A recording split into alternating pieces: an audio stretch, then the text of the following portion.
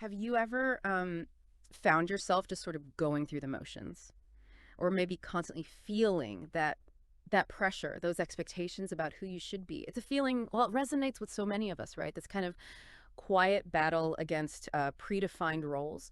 What if I told you that a philosopher from, wow, nearly a century ago, Simone de Beauvoir, she offers these really profound insights into understanding our own freedom and gives us a powerful framework to challenge those very social roles today. So that's our mission for this deep dive.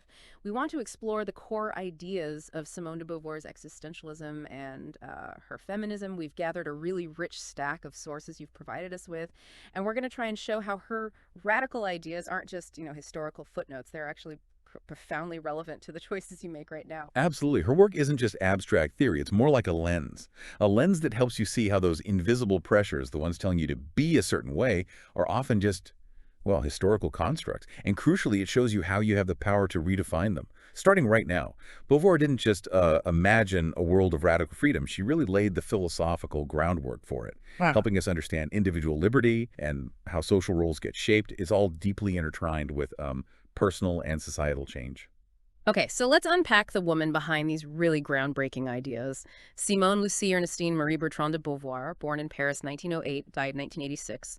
She was an extraordinary French writer, intellectual, existentialist, philosopher, activist, feminist, and social theorist. Phew.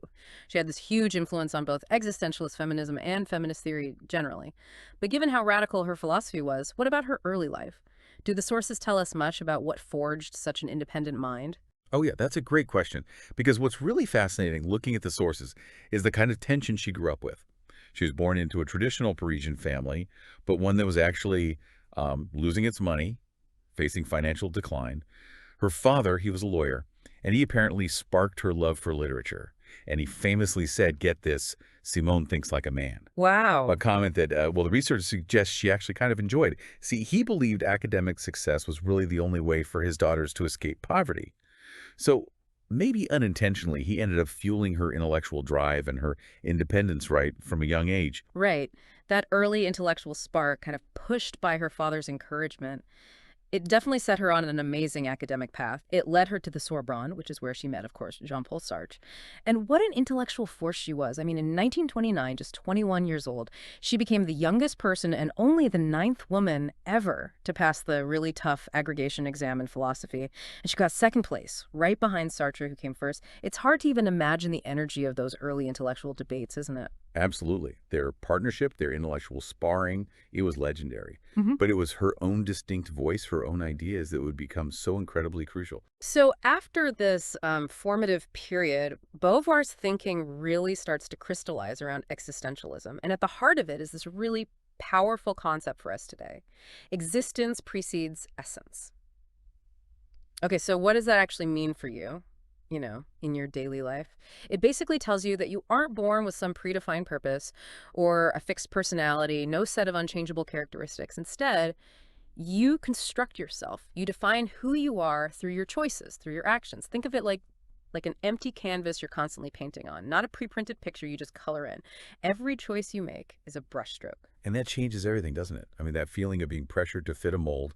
Beauvoir says you're not obligated, you don't have to. That anxiety about finding your purpose, well, she flips it. It's actually the exhilarating freedom to create your purpose right here, right Yeah. now, through your daily decisions. The implication is profound. We are radically free, free to create our own meaning, our own values in the world. But, and this is the kicker, this freedom comes with immense responsibility, almost daunting sometimes. Yeah. Daunting is the word. Responsibility for our choices, and importantly, for their consequences. Every single decision, every path taken, it's another brushstroke on that canvas of who we are becoming. And that concept you mentioned, bad faith, that really hits home too. It's that feeling when you're just like going through the motions, letting other people or society define your path. Exactly. Beauvoir suggests bad faith is when people choose not to embrace their freedom. They allow themselves to be seen, to be understood as objects, things, Instead of subjects. instead of subjects who are responsible for their own existence. Yeah, so it's like telling yourself, oh, I can't change this job, it's just the way things are, when actually Beauvoir would say, you always have a choice, even if it's a really, really difficult one. Precisely. It's that tension between the discomfort of absolute freedom and the maybe perceived security of just conforming. It feels like she's saying we always have an out, a choice to reclaim our agency, but it takes courage. It really does. Okay, this leads us into a part of her philosophy that gets really interesting, I think, especially for understanding modern identity and all the pressures we feel. We've talked about constructing ourselves, but there's one specific quote. It radically transforms how we think about identity, especially gender roles today. You mentioned it earlier, Beauvoir's famous declaration, one is not born, but rather becomes a woman. Why is that single sentence still so incredibly potent for us now? It's potent because it draws this sharp line between biological sex and socially constructed gender. She wasn't talking about biology, the physical body. She was talking about how the characteristics, the roles, the expectations associated with being a woman, they're learned, they're imposed, absorbed through culture, through society. They aren't just innate natural things you're born with. Right. And this throws up a huge question, doesn't it? If gender is constructed, if it's something we become, what does that mean for how we define ourselves and how we define others? It pushes us to look beyond those simple, often binary boxes and really question the foundations of those roles. And she took that even further with her analysis of women as the other. This is huge. She argued that, historically, societies basically set up men as the default, the subject, the primary essential human being, It's a norm. while women were cast as the other in essential, secondary, defined only by how they differ from men. Defined in relation to men. Exactly. And this positioning, the sources really emphasize this, it became a foundational pillar of female oppression, defining women not by their own unique being, but purely by their difference from the male standard. Absolutely spot on. And from that analysis, she introduced these two critical concepts, immanence and transcendence. These give us a really powerful way to think about personal liberation for anyone, really. So immanence, that describes a state where women historically were kind of resigned to these predefined limiting roles. Stuck, basically. Yeah, stuck, often confined to the domestic sphere, reproductive roles. Think about that feeling of being trapped in a box society built for you. Your life is lived sort of internally, passively, reflecting what others expect. But transcendence, that's the opposite. That's where women or anyone feeling confined recognize their freedom, their capacity for choice. And they actively choose to break free, to take responsibility for themselves, for the world, moving beyond those imposed limits to actually shape their own lives, define their own projects. It's about choosing freedom, agency. Over resignation. Yeah. Even when it's hard, even when it goes against the grain, yes. And looking through the sources for this deep dive, you can really trace how these roles became so deeply embedded, how this otherness started to feel almost natural over time. Like in prehistoric times, the sources mention, women were often confined closer to home while men hunted further afield. Even later in the Stone Age, when maybe tasks were shared more, women were still primarily linked to domestic duties, caregiving. It's easy to see how those very early divisions could start to lay the groundwork, right, for centuries of defined roles. Exactly. And what's fascinating, or perhaps disturbing, is how these early divisions cemented things. The historical record, as the sources show, points to things like, well, in the medieval period, women who practiced herbal medicine, healers, they're often accused of witchcraft. Wow. Dangerous to step outside the box. Extremely dangerous. Sure. It highlights the severe consequences of defying those prescribed roles. And these patterns just continued. Exclusion from education, very limited professional opportunities.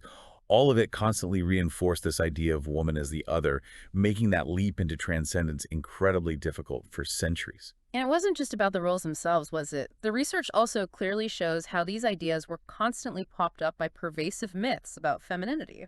These aren't just, ancient fairy tales. They've had a profound effect on how women are seen, and crucially, how women see themselves, shaping their sense of self-worth, their capabilities. Absolutely. These myths often worked by assigning negative traits or creating these idealized, frankly impossible standards. They trapped women in a kind of symbolic immanence. For instance, the sources point to figures like Eve the sinner, the temptress, and Lilith the demoness.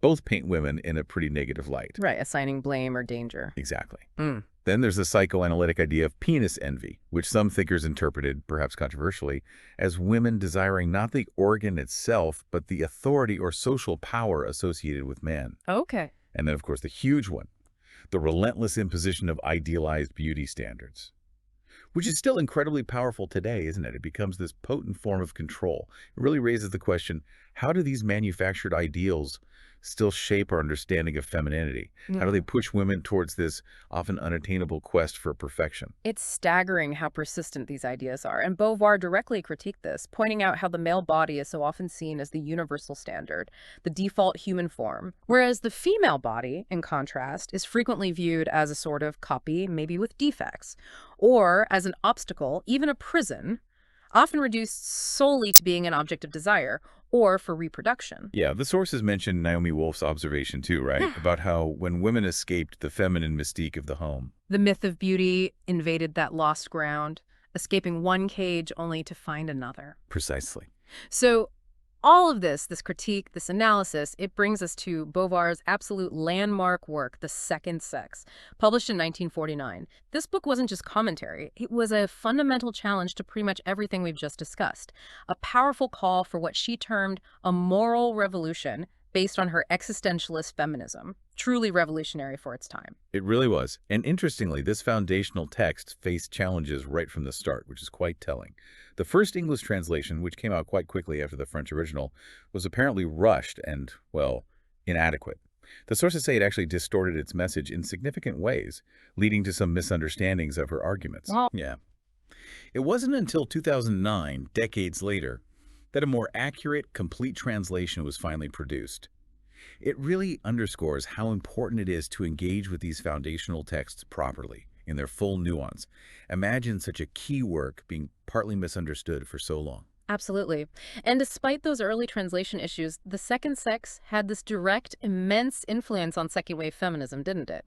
Especially her ideas about gender being a social construct. That really lit a fire. It did. Though, interestingly, Beauvoir herself was apparently a bit reluctant at first to label herself a feminist. That's right. But after seeing the movement really take off again in the 60s and early 70s, she publicly declared herself a feminist in 1972, clearly recognizing the power of that collective action and aligning herself with it. Her own life, too, really seemed to embody her philosophy of freedom. She lived a very unconventional life for the time, famously maintaining that open relationship with Sartre, choosing never to marry or have children. Which was radical then. Very. And that choice, the sources suggest, allowed her the freedom and the time to really throw herself into her academic work, her political activism, her writing. A powerful example of actually living by your own rules, creating your own essence. And her activism was a direct extension of those ideas about freedom and changing society. For example, she was one of the signers of the famous 1971 Manifesto of 343, where hundreds of prominent women publicly stated they'd had illegal abortions. A hugely courageous act. Yes, to advocate for legal abortion in France, which, as the sources note, was finally legalized there in 1974. The records also detail her involvement in another, perhaps more contentious debate later on, a petition in the late 1970s that called for the decriminalization of consensual sexual relations between adults and minors under 15. Okay, that sounds complex. It was, and highly debated globally at the time. The petition itself, it's important to note, referenced the existing French legal context, where adolescents were considered legally responsible for certain actions from age 13. So it framed the discussion within those broader arguments about individual autonomy, evolving ideas about legal age, consent, and agency during that specific period. It reflects some really complicated legal and philosophical debates happening then. And she kept writing, kept engaging intellectually with really fundamental human experiences right up until her later years. She wrote A Vieillesse, which is this profound meditation on aging, on growing old, and A Cérémonie du Adieu, a really poignant, sometimes difficult account of Sartre's final years. It shows her continued deep dive into the human condition, the universal things we all face. Absolutely. And if you look at her entire body of work, the consistent message, really, is this encouragement to constantly question.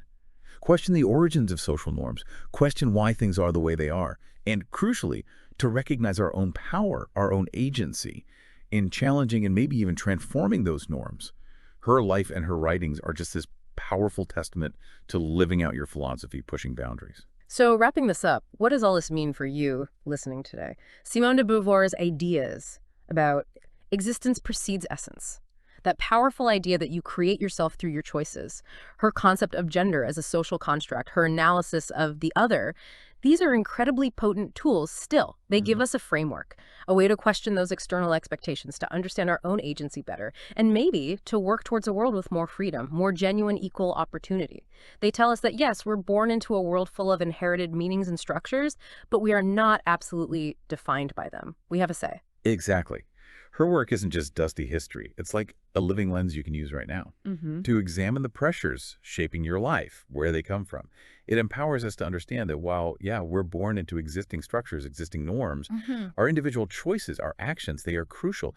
They define not just who we become as individuals, but also the kind of society we're collectively building day by day. 'Cause it's like an ongoing invitation, isn't it? To Mm-hmm. challenge, to choose, and ultimately to create. So here's something for you to mull over, to maybe explore further on your own.